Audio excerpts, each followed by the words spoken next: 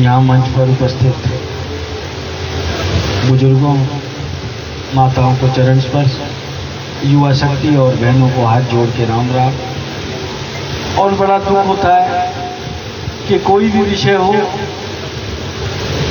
चाहे बात सत्ता पक्ष की हो या विपक्ष की हो, ये राजनीति का मंच नहीं है कि जब हमारा कर्मचारी भाई किसी भी विषय को लेके काम छोड़ के हड़ताल पे जाए तो हर सरकार के लिए ये अच्छी स्थिति नहीं होती, क्योंकि कर्मचारी काम छोड़ के जब ही बाहर निकलता है जब बातचीत का रास्ता बना। और सरकार कुछ करे ना करे, ये सरकार का नैतिक दायित्व भी बन जाता है कि आप लोगों से बात करें, जायज बातों को पूरा करें। और ये आज आपकी बात नहीं है, कहीं भी चले जाइए हर जगह अराजकता का माहौल है। और कुछ ऐसे लोग सत्ता में बैठ गए जिन्होंने सत्ता को एक तजुर्बा करने की मशीन समझ ली। आपकी वेतन की बात है, पीछे नगर निगम में धरना प्रदर्शन था, वो पता नहीं कौन सा मिशन चालू कर दिया, कौशल रोजगार मिशन, उससे रोजगार तो किसी को नहीं मिला।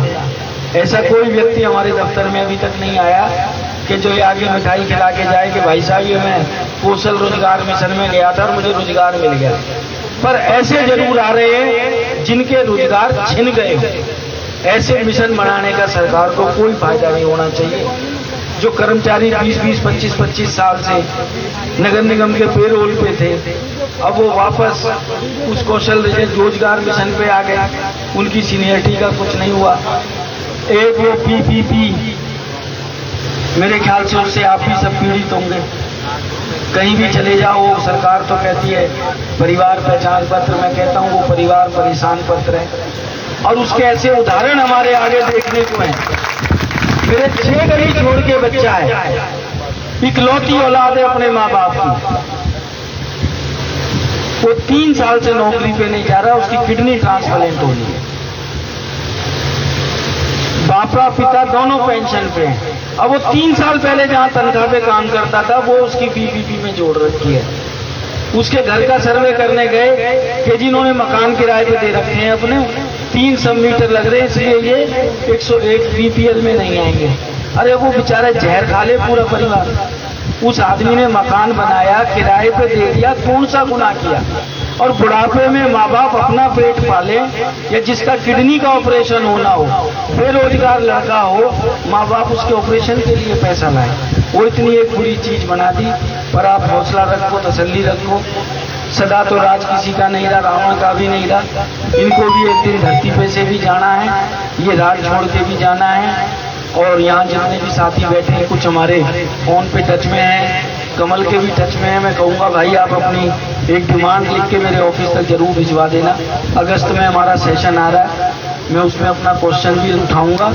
और हमारे विधानसभा में मैं तो एक विधानसभा का प्रतिनिधित्व करता हूँ। हम सब विधायकों के नेता हमारे माननीय भूपेंद्र सिंह हुड्डा जी हैं। 9 तारीख की तो भिवानी में रैली है, बड़ा कार्यक्रम है। उसके बाद आप 2-4-5 आदमी आ जाना। हम हुड्डा साहब का भी दिल्ली कोठी का टाइम ले लेंगे। जैसे आप सब साथी फरीदाबाद में बैठे होंगे, कोई गुड़गांव में बैठा होगा, कोई महेंद्रगढ़ में बैठा होगा, कोई रेवाड़ी में बैठा होगा, आप अपनी स्टेट लेवल पे बात करना। आपका बीच के दाखिले का काम आपका भाई करेगा। हम हुड्डा साहब से भी समय लेके आपकी बात वहाँ तक पहुँचाएंगे, जिससे कि हम विधानसभा में अपनी बात रख सकें। और मैं कोई कमेंटमेंट कर दूँ उसकी इतनी वैल्यू नहीं है, पर जब हुड्डा साहब किसी चीज की कमेंटमेंट कर देंगे कि आने वाला टाइम हुड्डा साहब का है, कांग्रेस पार्टी का है, मैं समझता हूँ ये सरकार आपकी बात माने ना माने। हुड्डा साहब जुबान की धनी आदमी है, आपने उनके समय भी नौकरी करी है, खास तौर से कर्मचारियों के लिए। बाबूजी जिंदा थे, सफाई कर्मचारियों को एक कलम से पक्का करके गए।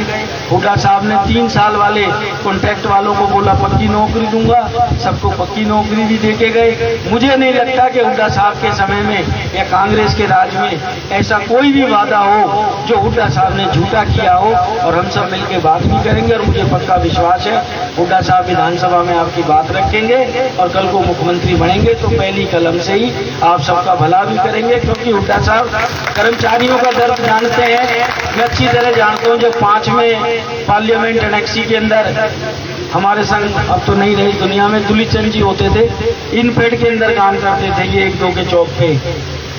तो मैं भी उनको ले गया, जाते के संग उन्होंने बधाई दी कि हुड्डा साहब मैं पहला कर्मचारी हूँ जो तुम्हें बधाई दे रहा हूँ और हमारी ये समस्या हमारी दूर कर देना। उसके बाद वो दुलीचंद जी गए, उन्होंने खाली दुलीचंद की नहीं, इनफेड के सारे कर्मचारियों का भला किया। तो उनसे जितना भी होगा हम पूरी कोशिश करेंगे। जय हिंद, जय भारत, राम राम।